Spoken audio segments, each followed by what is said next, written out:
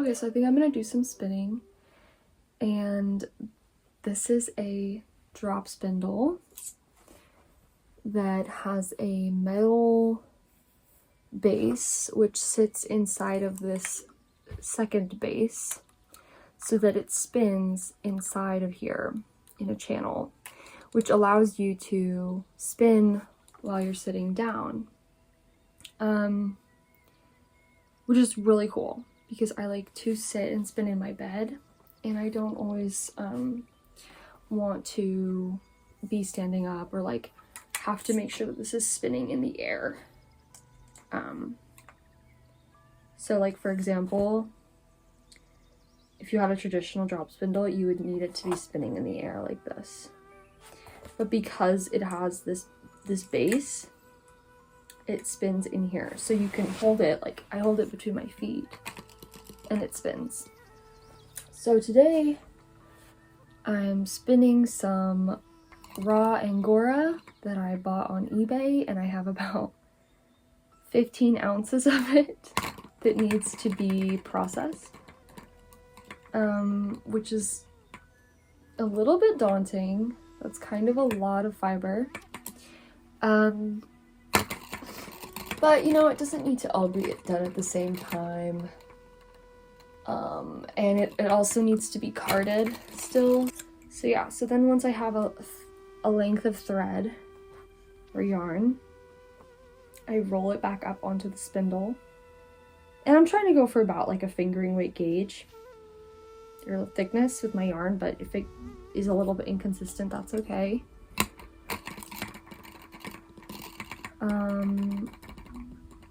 And for those of you who watched my first knitting podcast, Mouse is a lot bigger now. She's a full-on teenager. She's definitely way bigger, and it's just, she's still awesome though, so some things don't change.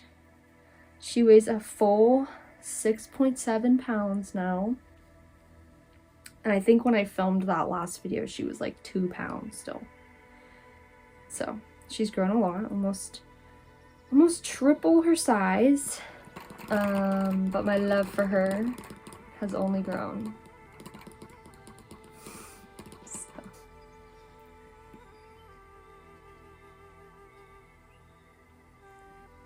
And there's our yarn starting, the white yarn. And now we need to card more angora. Oh, Mousy is really soft. Okay, so I have 2 carding brushes or paddles, and here's my raw angora. So I'm gonna take, and angora goes a long way. A little goes a long way. So like this much, I might not even be able to get this all on the paddle.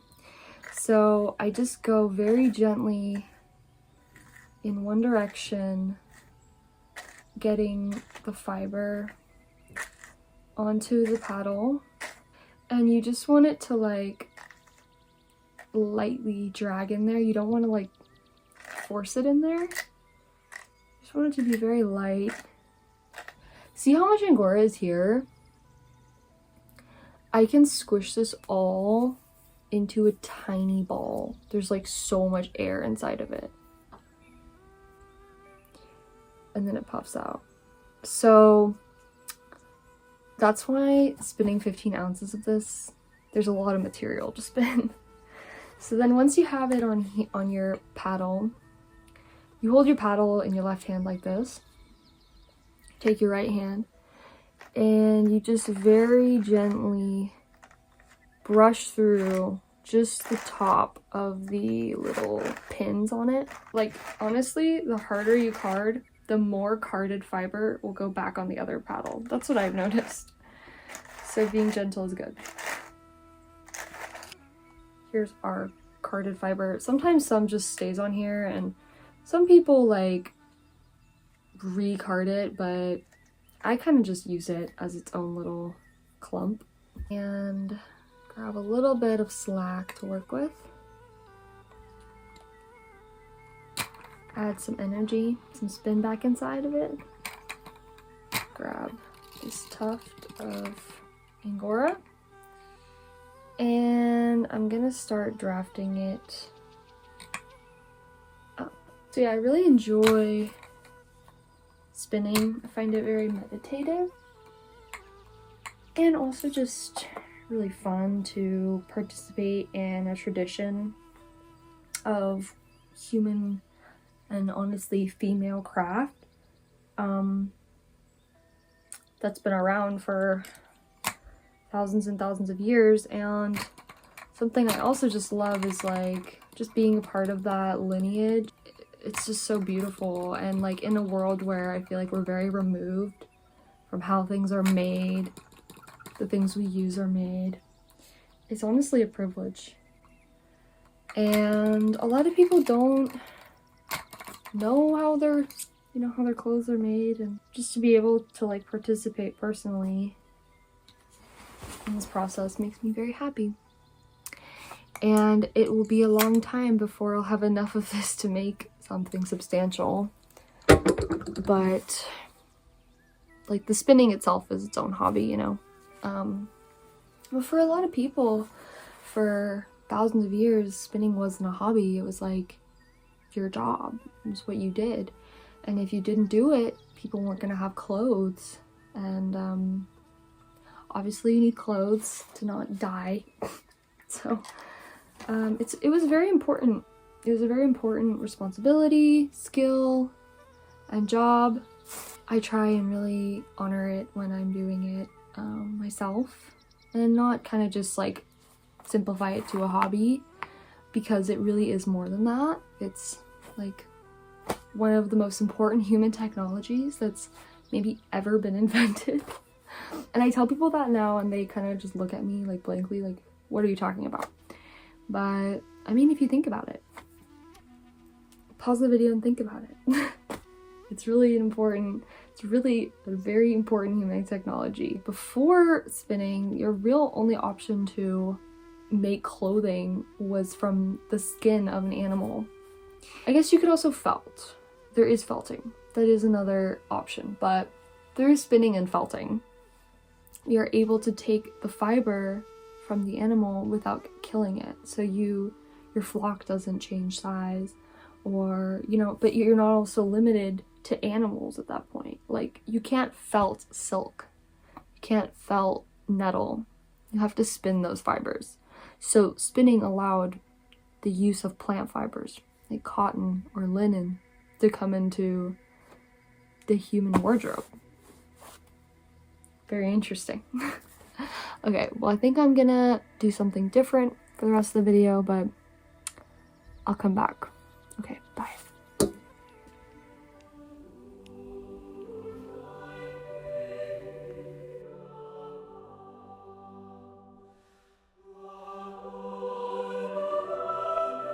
Hi guys, I'm going to school, but I just wanted to quickly show you my awesome jacket. I love it, and I'm on campus, and it's really rainy and wet, and this jacket is the warmest jacket I own because it's literally just total sheepskin, and it has really cool pockets. But anyways, I'm very happy with it.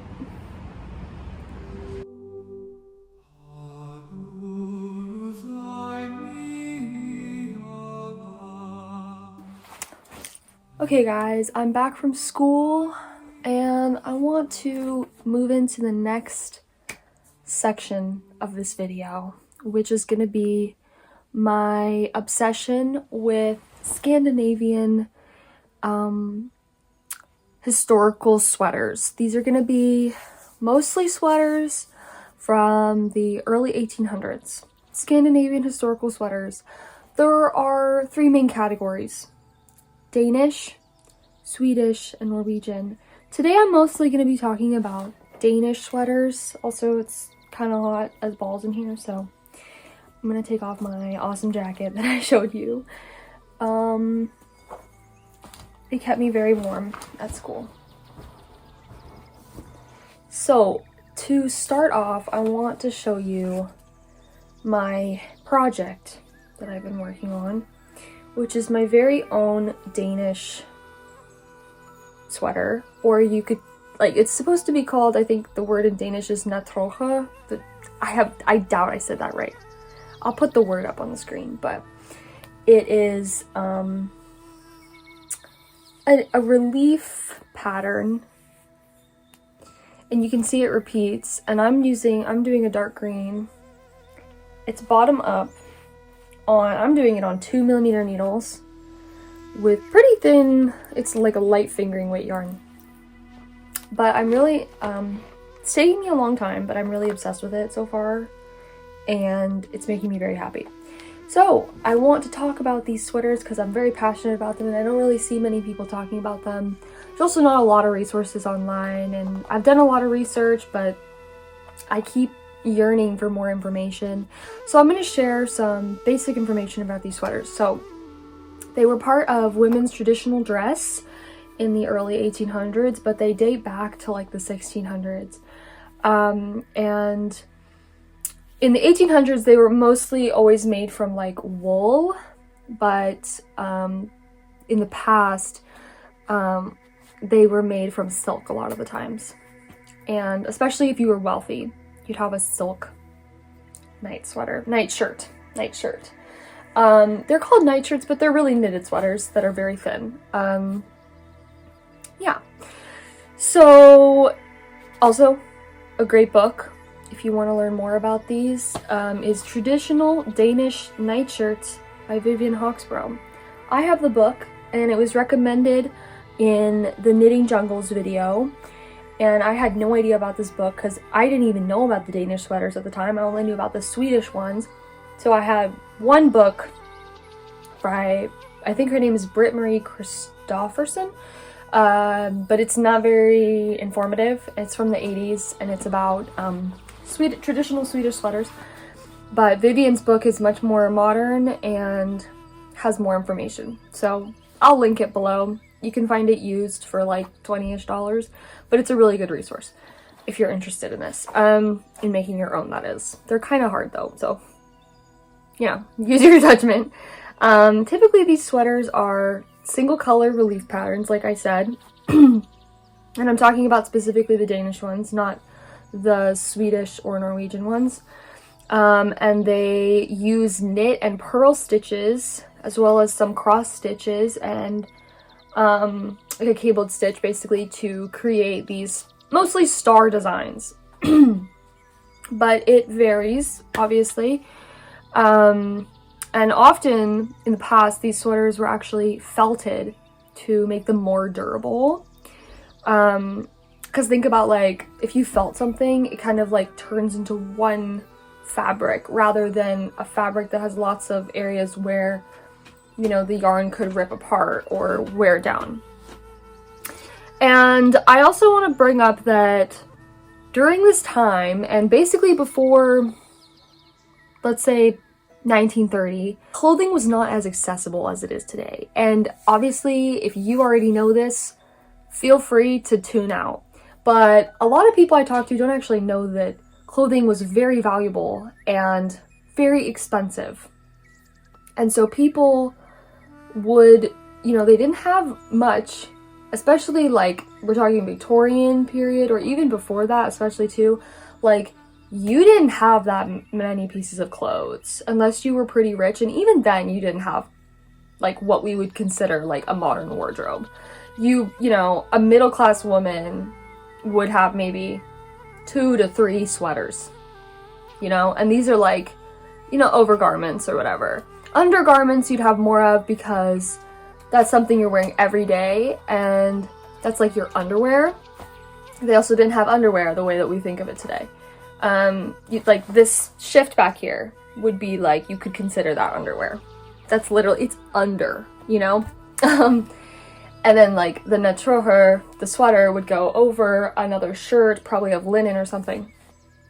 Anyways, these sweaters, I mean, I'm putting pictures up, I hope. They're pretty snug. I think they're beautiful. And, you know, they're all individually unique. There's not one sweater that is the same as the other because they're all completely handmade by individual women. And these sweaters are typically red, bright red, dark green, or navy. They were first usually created white and then dyed in these like professional dye houses. And another thing that's very unique about these specifically Danish sweaters, because they're just one color, they also include a lot of ribbon work on them, which you really don't see on much knitwear. And I think it's just super interesting. A lot of the other colorwork sweaters that you see from other regions in Scandinavia during this time period have color work. And so, is there really a need for the ribbons? Not really. But if you have a sweater base that's just one color, then that could be a bit boring. And if you want to add your own expression to it, ribbons are great. Another reason that I think they put ribbons on these sweaters was actually to kind of embellish the ways that they would reinforce their sweaters. So a lot of these sweaters you see have reinforced necklines. They have wide necklines that are reinforced with, you know, linen bias binding, something like that. And they also have it on the cuffs. I don't think that there's any on the actual hem because that would take away the elasticity of the knit and it would probably be really hard to get over your head. So by having a wide neckline, you're able to get that over your head more easily and you can still reinforce it with fabric. Whereas if you had a very, you know, tight neckline, if you put bias binding there, you really wouldn't be able to get it over your head unless you added like a split back or a front opening that buttoned. Some of these sweaters do have something similar, but not all of them do. And so if you're already adding different bindings for reinforcement, you can keep adding, you know, ribbons to make, you know, certain sewing lines look more intentional or to just kind of embellish what you already have. And I think it's really cool. I wanted to show a picture I found of a woman in traditional Danish folk costume photographed by Lars Peter Elfelt in 1906. It's really hard to find pictures of women wearing these that are not modern day like costume photos, but are rather like women actually wearing these in their day-to-day life. And the reason for that is because in 1850, the, I believe it was like the king of Denmark. I think they had a king. I'm pretty sure. The king changed. And he was like, we're changing everything. We're changing all the clothes. And so you see styles change dramatically during this time period. And so one of those things was that the Nattrøjer became less of a two-piece ensemble and more of a, you know, solidly constructed dress. And you see that in American culture too, and British culture as well. That's my tangent on that. And now that you've seen some photos, I'll show you this work again. And this is actually a Nattrøjer pattern from Ravelry that I will link. I didn't feel confident enough to draft my own from the Vivian Høxbro book, but my next project will certainly be my own self-drafted pattern, because now I know I can totally do this, but when I first started I felt like, oh, I don't know if I can do this myself, felt really scared, but now I feel very confident, and I'm also really excited to keep showing you guys my progress on this. Hi Mouse, she wants to go out, but I'm just gonna finish this.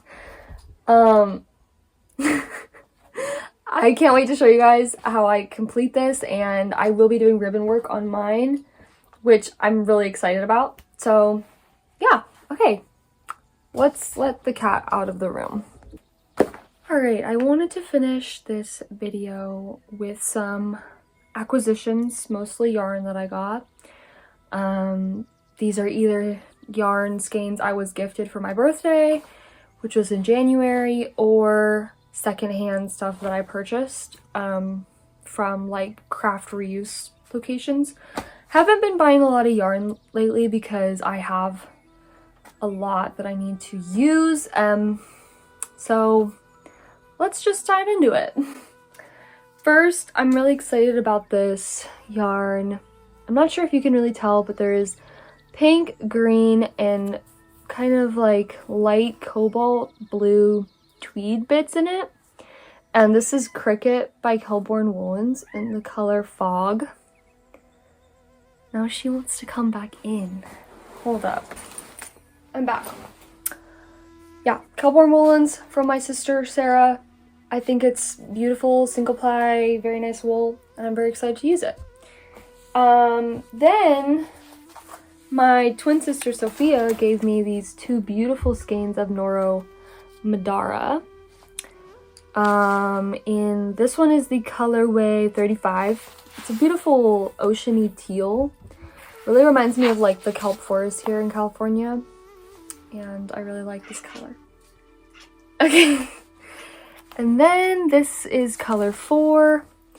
It's blue, but it has like all these other colors in it. And I don't know what to mix it with. Maybe like a white would be nice. Something that is pretty neutral. And I picked up this secondhand skein of alpaca that's dyed. It's beautiful. It's only like, I don't know, 100 yards of like a pretty thin weight, like a DK or a sport, I think. And it is Star Castle Fiber Mill from Coquille, Oregon, grown and processed in the USA. I think this is probably pretty old, but it's really gorgeous, so I might just use it on like an accent or like something small. And then this is a really cool yarn. My sister surprised me with this for my birthday as well. This is High Prairie Fibers, and it's gorgeous. I mean, like, it has very spindrift qualities to it. But what's really cool about this yarn, you can only get it, I think, in where the mill is in Iowa or in North Carolina in New Bern. I don't remember the name of the shop, but I will put it down below where I got this, or where my sister got it. I really wanted it and then ended up getting something else, and she secretly bought it for me and surprised me, like, literally like 6 months later. And I was like, what the hell? But yeah, it's run by these two really awesome ladies. It's very like, I don't know, just it's like a very small company. It's a very small operation happening. And so if I could buy this stuff online, I would. It's just really cool to support what they're doing. And then, let's see. Then I got these 4 mini skeins. Here's the 4th one. Of this yarn at a secondhand craft reuse place. That I think is all hand spun. Really dark gray wool in a fingering weight. It's pretty, has a pretty tight twist to it. It's plied. And I love it. I think it's literally gorgeous. I think, I don't know where the other yarn is. Oh, it's here. I did this little hand spinning when I was in Oregon, and I didn't know what I could use it with, but I think that these two would go really well together. Or I would pair this with like a white. Maybe make like really long gloves. Or this could also be really good for socks because this yarn is super durable, it feels like. It's a little rustic and coarse, which I haven't tried for socks yet, but I think would be really great. Because even like a superwash yarn, I feel like if it's too soft, it just immediately pills. And you get like holes where the big pills kind of come together. You get really big holes where those pills are. Oh, this is my second acquisition. A top whirl drop spindle. I thrifted it. And I've never used a top whirl drop spindle before.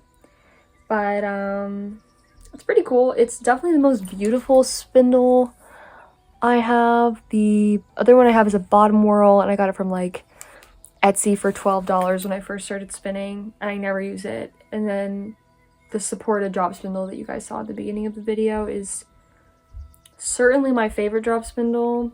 This one, I'm not really sure. It's a lot bigger than the other one I've been using a lot that I'm very used to now. So I think I'm just really, this feels kind of clunky, and it's hard to get like a really fine yarn with something so big. But I guess if I'm trying to spin like something like a worsted or like a DK, then this would be perfect for that. Nope. And it's also like a big wand. Yeah, she loves like light reflections. I think she thinks that they're like birds. Yeah. So anyways, drop spindle. I also want to say thank you for watching my video. I really appreciate it. And I hope that you have a wonderful night. I'm gonna be making soup that I'm really excited to eat with my friends. And I wish you a similarly comforting and blessed night slash day. Okay. Thank you for watching, and I hopefully will see you next time. Mwah! Bye.